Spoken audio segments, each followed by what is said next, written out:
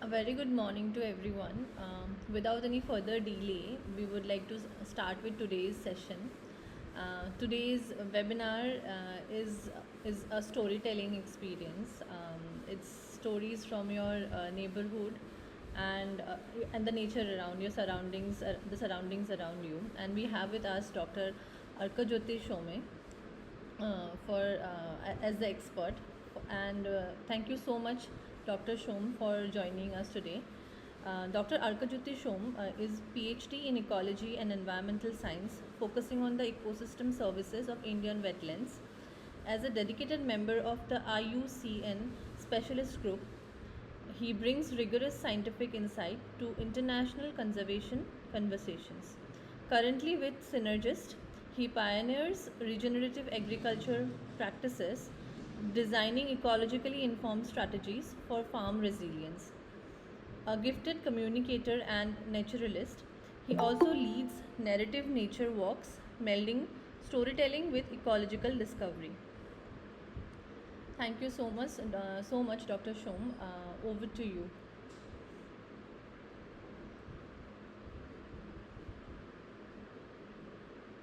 Hello, good morning everyone.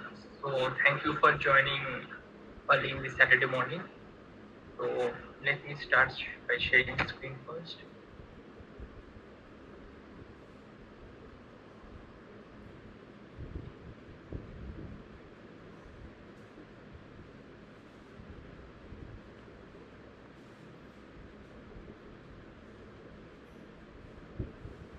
I guess it's shared right now. Yes. Is it shared? Yeah, the screen is shared. The PPT is yet to be shared. Okay. Your screen is visible, but the PPT is not visible. Yes.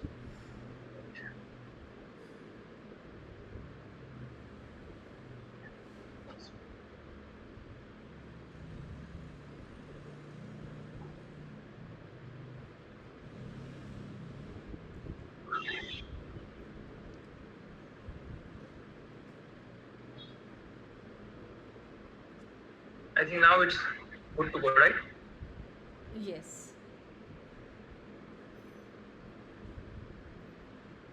So as Dr. Dibha has already introduced me, so I won't be going into my self-introduction and jump right to the presentation. So firstly, let me start with okay. So we know what nature is, and we are mostly dwelling from the cities. I hope the currently who have joined are mostly from the cities and less likely from the outskirts or uh, small towns. So here I have two pictures which you can see. One is like a ultra Dr. rich Shom, city, the which is most likely presentation a is image of not moving. like, and yeah, Dr. Shom, the presentation is not moving, and can you sorry, put it on full screen? yeah, I guess it's in full. No, it's not. It's not visible like that. It's not on full screen for us. Still not.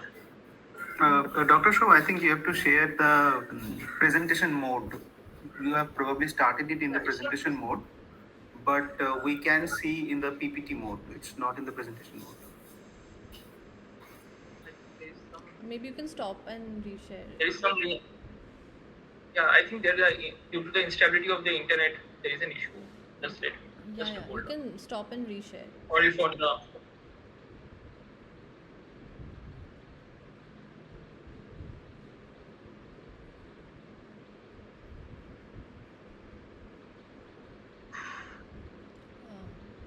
Maybe you can stop sharing and yeah, and try resharing.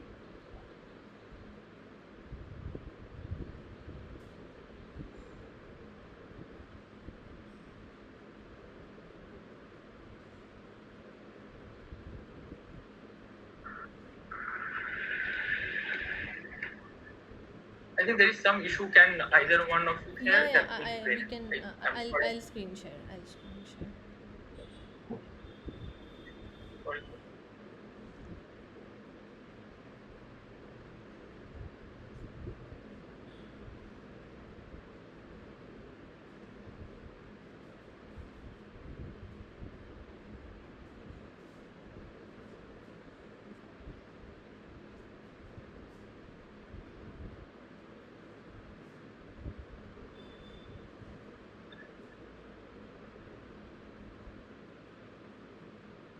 Yeah, you can go to full screen mode and start. Thank you. Yeah. Please take the first slide.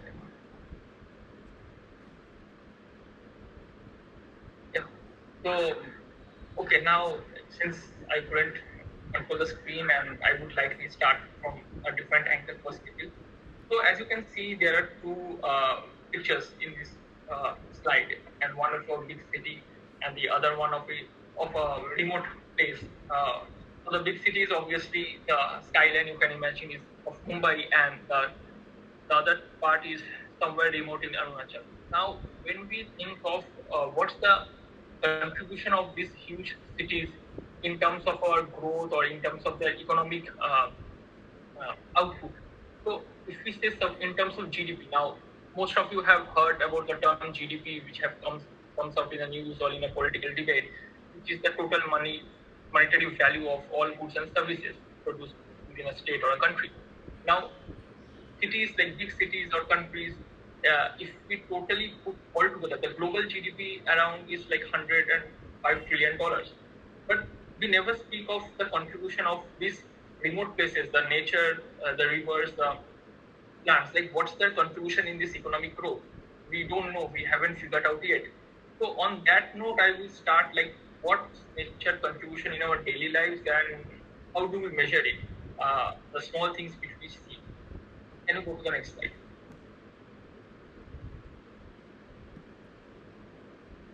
So here is the picture of wetland. This is an East Kolkata wetland.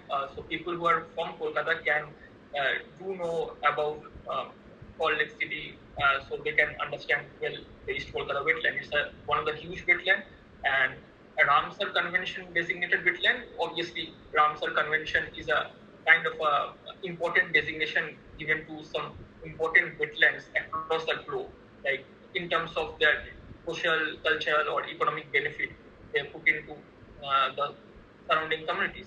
And East Kolkata wetland is one such wetland. Now, to give a context, like how important is this wetland, not from the perspective of social benefit, but from an economic benefit. So in 2007 and 8, there was a study done by a couple of scientists from based out of institutes in Calcutta, and it was found that Calcutta wetland, by nature and naturally, do provide around 500 crore rupees of waste rejuvenation. So suppose if the wetland was not there, 500 crore rupees of investment would have gone by the government to waste waste treatment facility, for solid waste treatment facility, or for liquid waste treatment facility. So this wetland not only does waste treatment, but it also helps in producing vegetables, give other tourism benefits. So the monetary context, you can see it's just not 500 crores, it's more way beyond the 500 crores, and the amount was deduced back in 2007 and 8, and now almost 18-20 years now, the value would have grown much bigger, and most of us doesn't know, or most of us are not aware. Even people who are from Calcutta doesn't know this contribution of the wetland from the city of Calcutta. Next slide. So here you can see a lot of images, graphs, but don't go into the deep net. You will be so obviously you can see this vulture. Vulture. Most people who have seen vulture either have seen very rarely of my generation, and people who are not in my generation, who have like they past maybe in early 80s or 70s, they would have seen vultures in the cities. And here below you can see a congregation of vultures in a dump yard of just the outskirts of Delhi. So back in 70s, 80s, we used to see this kind of congregation of vultures in the dump yard, just outskirts of the cities. But on the graph, on the right-hand side of your image, you can see, you don't need to go into the details, you can see this line coming down with the year. So there is a drastic decline of vulture population all across India due to some problem which is more linked with the medicine which have been put into the cattle. So there is a huge decline of the vultures because those medicines were neurotoxic for the vultures, and vultures who ate those dead bodies of those cattle, like used to die immediately. So there has been huge decline of vulture population over the years. Now, people would have at that time thought like, what the impact of the loss of vulture to us, in the people who are dwelling in the cities. Maybe in the forest there has been population of removing the dead bodies, but what's about the city?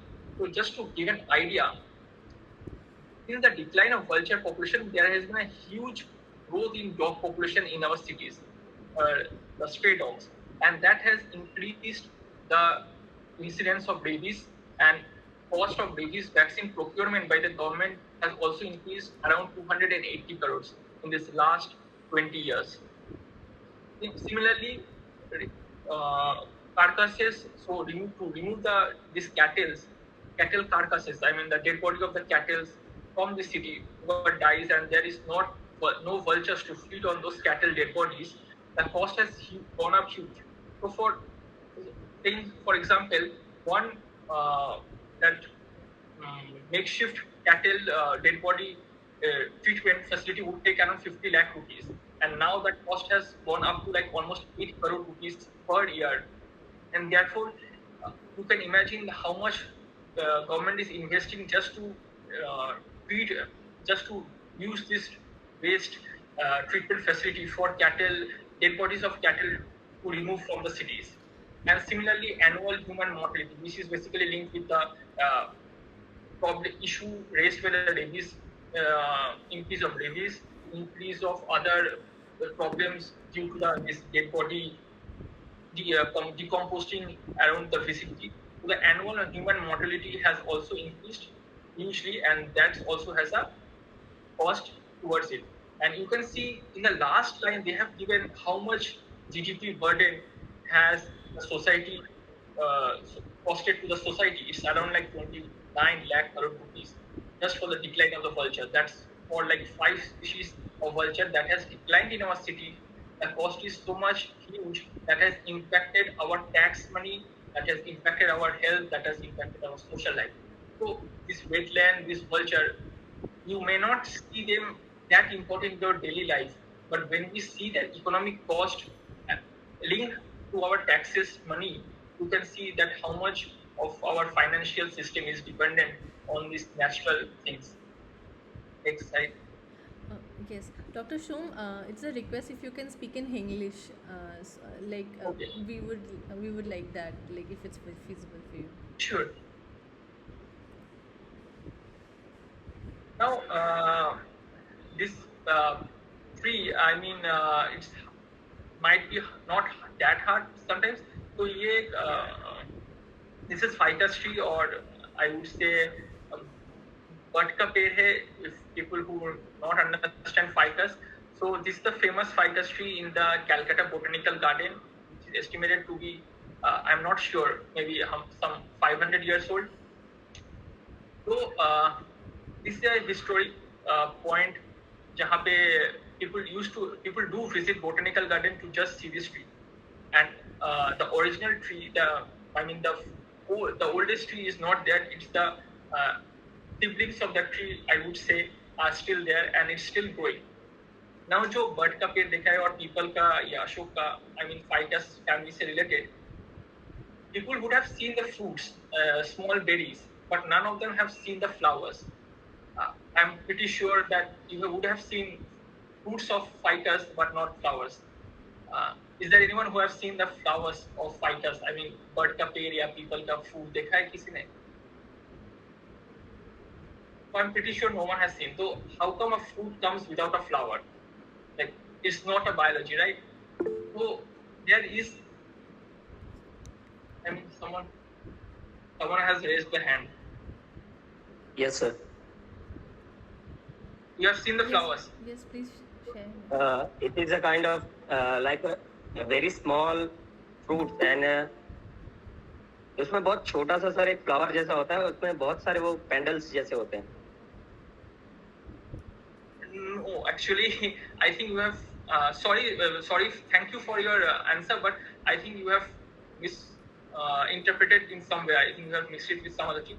So, if you see a fruit of a ficus, it will be circular, and the flowers will be inside the fruit. There is no flowers coming out. Like जो हम लोग बाकी फलों के लिए देखते हैं कि फूल बाहर से पहले फूल आता है, देन फ्रूट्स आता है, तो वैसा नहीं है।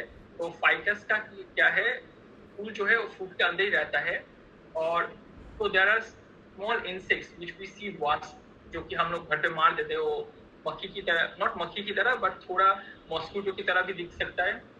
मोर और less people relate it with mosquitoes, and those wasp and single wasp मतलब एक वास्प डिपेंडेंट है एक तरीके का पीपल के पेड़ को पोलिनेट करने के लिए। वो जो फीमेल वास्प है, it goes to the fruit of the ficus and just penetrates its, एक एंटीना की तरह पीछे से निकलता है जहां से वो अंडा देती है, और वो बिल्कुल फल के अंदर वो देती है, जहां से वो बच्चा फिर वो फल को खाता है अंदर से ही। And what happens after that, when the babies grow over there, it eats the same flower, same, I mean the fruit, it eats the fruit and then it bursts out of the flower. So the whole cycle happens within a single fruit, जहाँ पे वो बच्चा देती है, वो बच्चा बड़ा होता है, फिर वो बच्चा वहीं से फल को खाता है, फिर वो बाहर से निकलता है।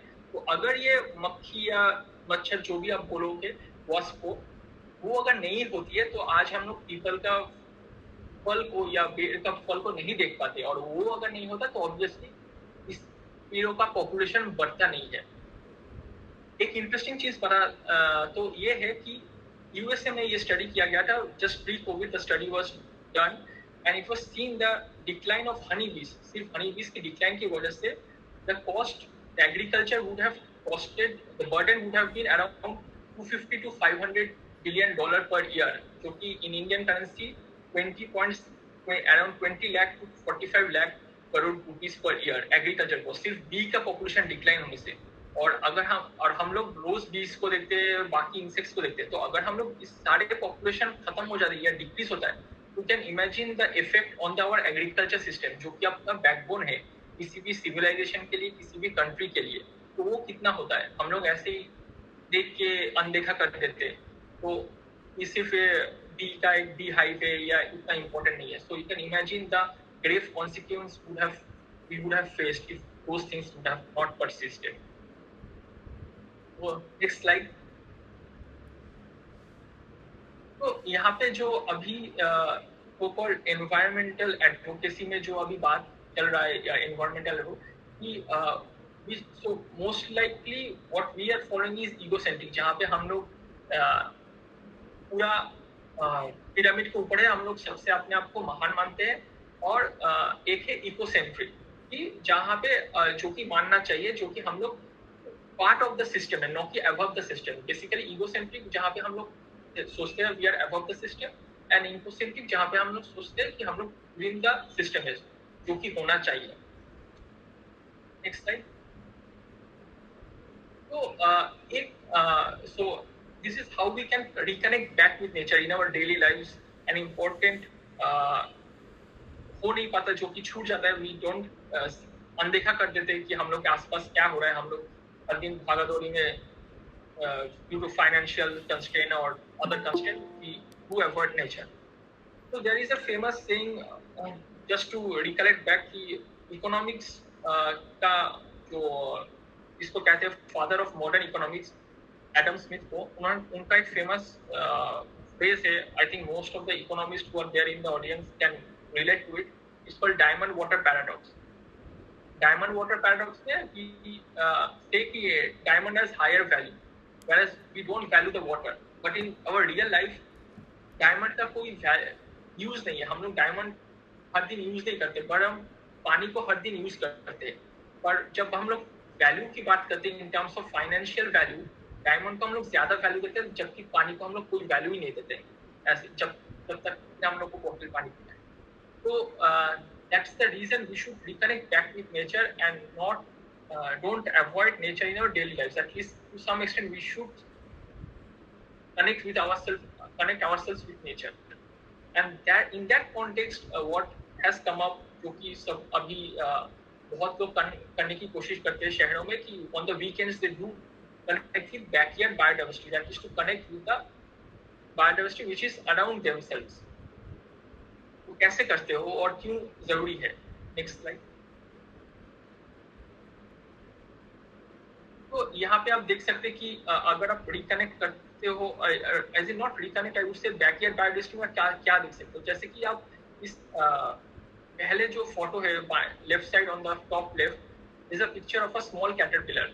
नाउ ये नींबू के पेड़ में आप देख सकते हैं, अगर आपके घर पे नींबू का पेड़ है और थोड़ा कच्चा पत्ता है और कहीं भी आपको बाजू वाला बटरफ्लाई दिखता है, तो आप एक बार कोई कच्चा पत्ते को टर्न करके देख सकते हो, आपको उस तरीके का कैटरपिलर मिलेगा। तो बेसिकली ये कैटरपिलर ही बड़ा होके वो बटरफ्लाई बनेगा। तो ये छोटा छोटा इंट्रिकेसी जो है काफी इंपॉर्टेंट है, जो कि आपको अंदाजा देख सकते हैं आपके आसपास जो बायोडाइवर्सिटी वो कितना मतलब वहाँ पे एग्जिस्ट करता है, क्योंकि बहुत तरीके से होता है कि पेड़ है लेकिन कोई इंसेक्ट्स नहीं आ रहा है, उसका बहुत सारा कारण हो सकता है। तो ये भी इम्पोर्टेंट है, आप अपने आप को भी कनेक्ट करते हो, आपके सीखने को भी मिलता है, आपको थोड़ा इंडिकेटर्स भी मिलता है कि आपके आसपास का बायोडाइवर्सिटी का सिचुएशन क्या है। ये तो एक बर्ड का, इसको टेलर बर्ड कहते हैं, बंगाली में टुनटुनी इसका घोंसला है। एंड राइट साइड में डाउन में एक स्पाइडर है जिसको सिग्नेचर स्पाइडर कहा जाता है। द रीजन इसको सिग्नेचर स्पाइडर कहा जाता है क्योंकि आप देखोगे उसके वेब में ये डिजाइन बना हुआ है चार्ट थोड़ा थोड़ा, तो वो सिग्नेचर जैसा, इंसान के सिग्नेचर जैसा होता है, जैसे ऊपर नीचे वाला, that's why it's called signature spider. Next slide. तो जैसे मैं कह रहा था, तो इसका फायदा क्या है, ये अगर हम लोग बैकयार्ड बायोडाइवर्सिटी करते हैं, ये सब देखते हैं, फायदा क्या है। तो बेसिकली इस टर्म को कहते हैं, जो लोग रेगुलरली करते हैं उनको सिटीजन साइंटिस्ट कहा जाता है। रीजन क्या है सिटीजन साइंटिस्ट कहने आने का, या फिर क्या फायदा है। एक तो जो मैं कह रहा था कि आपको मेंटल और फिजिकल वेलबींग होता है कि आप नेचर से रिकनेक्ट करते हो, आपको थोड़ा फ्रेश लगता है, and also it helps in your physical growth, and ऊपर से you interact with other people who are in this field. But सबसे इम्पोर्टेंट कंट्रीब्यूशन जो मैं कह रहा था, आपको पता चल जाता है उसके आसपास का साइंटिफिक नो हाउ आपको पता चलता है। और ये इम्पोर्टेंट सिर्फ आपके लिए नहीं है, ये ओवरऑल जो साइंटिस्ट जो बायोडाइवर्सिटी में काम कर रहे हैं, people who are working the biodiversity also gets to get collect this data. And ये कुछ सिटीजन साइंस के प्लेटफॉर्म से जो कि आज people who go for bird watching around the cities or do tree watching, वो लोग इस पोर्टल में डेटा अपलोड करते हैं, and from this data scientists do get together a lot of data which is not possible for a single scientist or a single lab to collect all those data। उससे उनको पता चल जाता है कि क्या हो रहा है इस लोकेशन पे, मे बी ये बर्ड का पॉपुलेशन डिक्लाइन हो रहा है। क्यों डिक्लाइन हो रहा है? क्योंकि उसका खाना वहाँ पे नहीं है, या वो जो फूड खाता है वो वहाँ पे एग्जिस्ट नहीं करता उसका पॉपुलेशन। तो एक चेन रिएक्शन पता चल जाता है कि इससे सिर्फ ये, अगर आपको एक फूल नहीं दिख रहा है तो उस फूल का कम होना या फूल का ना होना क्या इशारा करता है, वो पूरा चीजें इकोसिस्टम का पूरा अंदाजा पता चल जाता है उस एक डेटा कलेक्शन से। तो ये इम्पोर्टेंस है सिटीजन साइंस का, अपार्ट फ्रॉम मेंटल और फिजिकल वेलबींग जो कि इंडिविजुअल आपके लिए जरूरत है। और ये कुछ प्लेटफॉर्म से जो कि अगर आप कनेक्ट करते हो तो आप यहाँ पे अपलोड कर सकते हो। It's just a benefit for every person who are in this. Next slide. So I think I'm तो अभी मैं जो फर्स्ट स्लाइड था उसका I think I will finish with this one. तो जैसे आई हैव मेंशन कि economically globally GDP is $105 trillion, but उसमें से देखा गया है study was conducted by World Economic Forum during the COVID days, जब हम लोग ये कोविड आया और सब लोग नेचर के बारे में सोचने लगे घर पे बैठे, तब वो स्टडी आया था, and it was seen that जितना आज ग्लोबल जीडीपी है उसका 50% is dependent on our natural ecosystem. तो जैसे मैंने कहा कि आपका वेटलैंड जो वाटर ट्रीट करता है, आपका वल्चर जो है वेस्ट ट्रीटमेंट में हेल्प करता है शहर में, बीज और वास्प हेल्प करता है आपके एग्रीकल्चर ग्रोथ में, तो वो सब इतना प्रभावशाली, इतना इम्पोर्टेंट है कि 50% of global GDP which is around $50 trillion के आसपास इज डिपेंडेंट ऑन नेचर। तो अगर हम लोग नेचर इकोसिस्टम का ध्यान नहीं रखते तो ये ऑब्वियसली जीडीपी जो जिसके पीछे हम लोग सब भाग रहे हैं वो ऑलरेडी डिक्लाइन होगा, और कहीं ना कहीं वो डिक्लाइन हो रहा है क्योंकि हम लोग देख रहे हैं कि when there is a cyclone coming up, when there is a earthquake coming up, it is because there has been deforestation, there has been sea line decline, ocean acidification. This is all because we haven't taken care of nature or we have avoided looking into them. और ये effect हम लोग के financial systems को भी पड़ता है. तो this is a whole picture that how nature is, how our everyday life is dependent on nature, and why should we look into it. That's all from my side. So yeah, just जब भी आपको time मिले, so just look out of your window at least for 5 minutes a day. 15 minutes would have been better, but just try to reconnect yourself. It will be helpful for both you and the whole civilization around you. Thank you.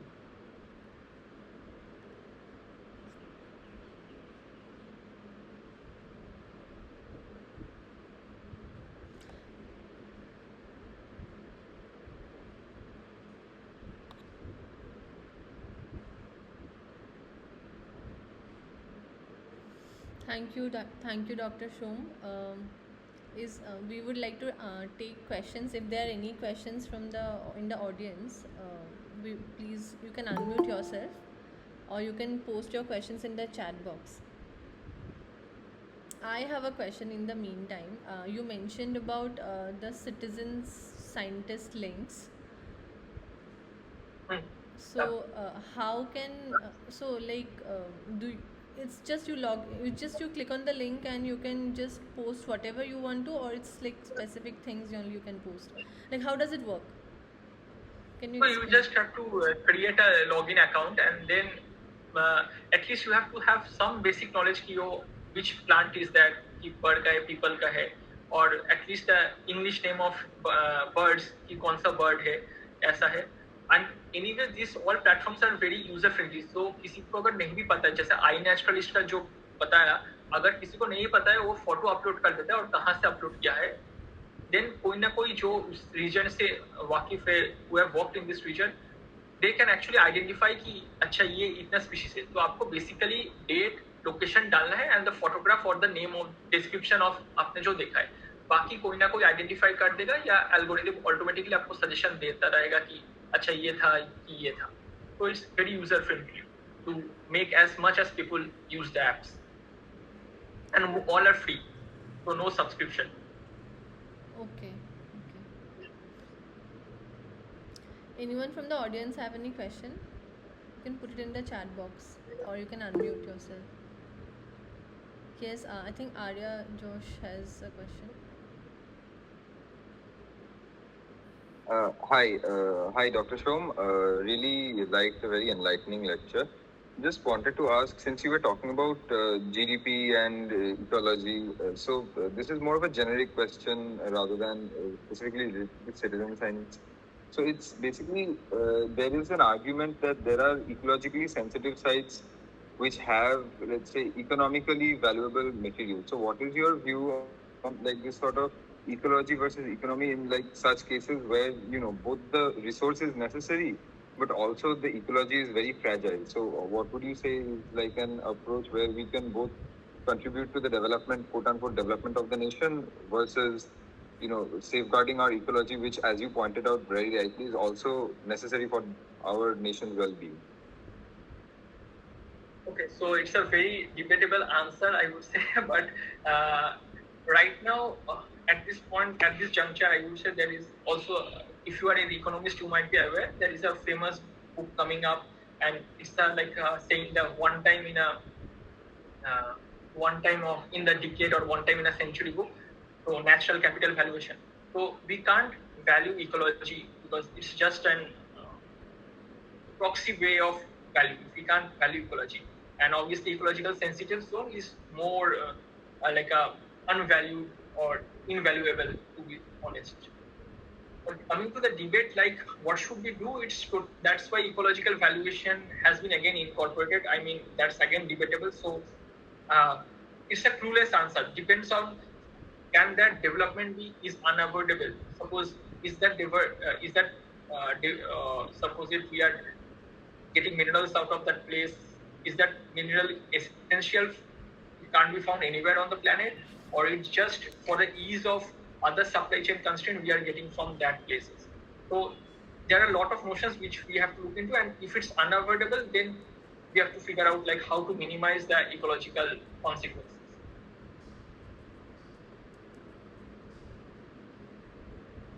Thank you for that answer.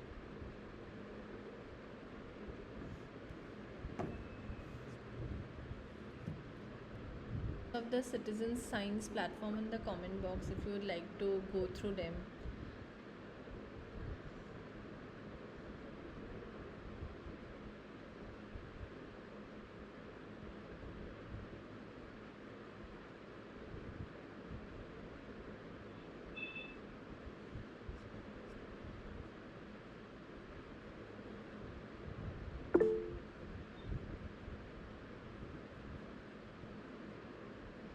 We have few questions.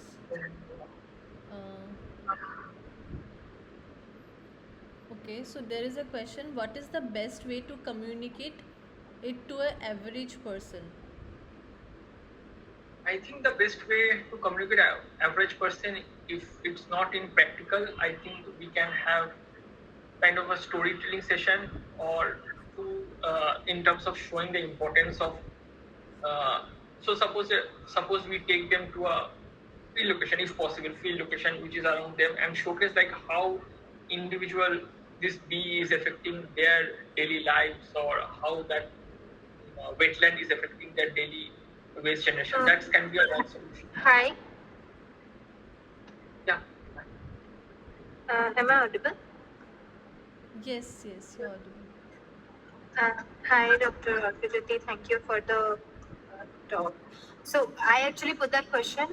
I wanted to know, but I couldn't type it full. So what I was wanting to ask, by average person, I actually meant relatively younger people. Do you think that the importance of ecology, or the contribution of ecology to economy is taught to younger people, or people like in school level or maybe high school level enough in current times, or can we do more in terms of in terms of curriculum education? Has it been taught enough, or is there like way much more to be done in that direction? And if not, then how it can be done more? That's what I want to ask. Yeah, that's quite a apt question, because I guess I haven't opted for economics, but what I know from my peers and all, that there is not sufficient ecological dependence economics is taught in the curriculum, not even in the college level. Mostly it's environmental economics, which talks about fuel and other perspective. Who have studied economics would know better, but no, to answer your question, no, there is not much that is taught in the school, and I guess not much of the people who are teaching at school level are also aware of this perspective. To be very honest, which I have faced during multiple encounters when I've given some this kind of webinars, or have been interacted with the school students. So that is the answer. And in that context, what can be done? Obviously, we can. That's why saying that most schools should organize some kind of workshops to see that how ecology is not only from the economics per se, but also from supposedly there. If it is a school level, then I would say in terms of social growth, all the cultural growth, how ecology is dependent. Because at the end of the day, everything comes down to where we are or where we survive every day, and what's the crux for. So even we are using mobile phone, which is basically coming from the minerals in the soil, or the vehicle we are using basically coming from fossil fuels. Everything is linked with that one say. So that linkage, when we are taught, when we are in a family, when we are taught like how we are connected and how our forefathers did this thing or that thing, and how our forefathers who will have transferred to our daily lives. Similarly, this ecological angle should also be taught in the school. The environmental science, which these days are taught in the school as per the government mandate, is basically very redundant, and there is nothing much that is being educated at this time. Right. I remember having classes of environmental science in school, and yeah, it was actually very. I mean, it was very basic. I feel now, because this was really an eye-opening session that way, because we are very less exposed. Definitely, we're very less exposed to this kind of information. So, I think there is another question. are there any government and real initiatives to balance ecology along with economic development? I think it's So the first aligned with the first. Yeah, please go ahead. I think there are a couple of not government yeah, there are, I think, couple of local government initiatives, but at national level we are still lacking. It's more like an environmental economics related. So people often confuse ecological economics with environment economics. But environment economics, I am not an economist, but mostly doesn't consider the theoretical value of ecology or the theoretical value of the environment. It's mostly on the productive side of the environment, where we talk about agriculture sector or fossil fuel sector. It doesn't about the core competence of pollination or basically the back end of the environmental functions which are going around. So it's ecology. When we talk about ecology economics, it transfers to core thing that ecological function and ecosystem services. So that we are missing, and yeah, on that aspect there is no real government initiative at national level, but at local level there are some at state level or at maybe some CSR level, big PSUs coming in are there. I think Abhijit they has some question. Yes, Yeah, yes. Yeah, hi. No, I don't have any question. I was just thought to give a comment to what Trinana has just asked. So I think things can be done at different levels. At macro level, it's a initiative or agenda driven by the global world leaders. As an economist, Dr. Partha Dasgupta is trying his best to correct the economics itself. That's a macro level. At the micro level, as Dr. Shom said, that if possible, we can look out outside of our window at least 5 minutes a day, try to connect ourselves with the nature and think about that even the mobile phone or the car or even a simple pen and pencil is coming from the nature. It's not from any plant, any factory. And the third thing I'd say, somewhere in between micro and macro, what Dibha Foundation is right now doing is a great initiative. If people from across walks got aware of this and try to make others aware with this kind of efforts, that will be really helpful. So I'd like to thank Deva Foundation of organizing such an event where every city dweller, every people got the chance to connect with the nature, got the chance to think about the nature. So thank you so much. Thank you, Abhijit De. Yeah, like that's our effort, and that's what we are trying to do, trying to bring information that is technical and trying to translate technical information into information that is understandable for the common man. And yeah, so like you mentioned, when you mentioned about the pencil, that it comes from the nature and not from a factory, that's really amazing. That kind of blew my mind actually. So yeah, of course, thank you.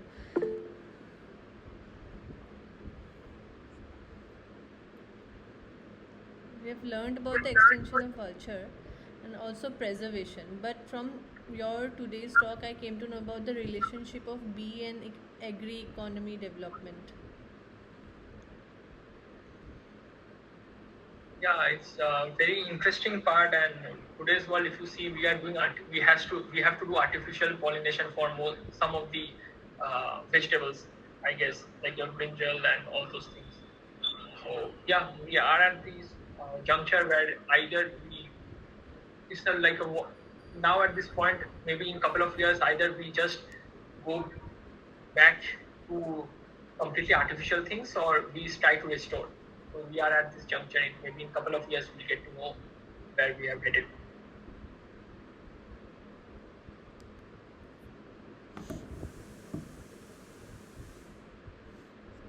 Yeah, I think thank you. If there is any other question, otherwise we would like to conclude today's session. If anyone has any question, you can please ask, unmute or ask, or drop in the chat box.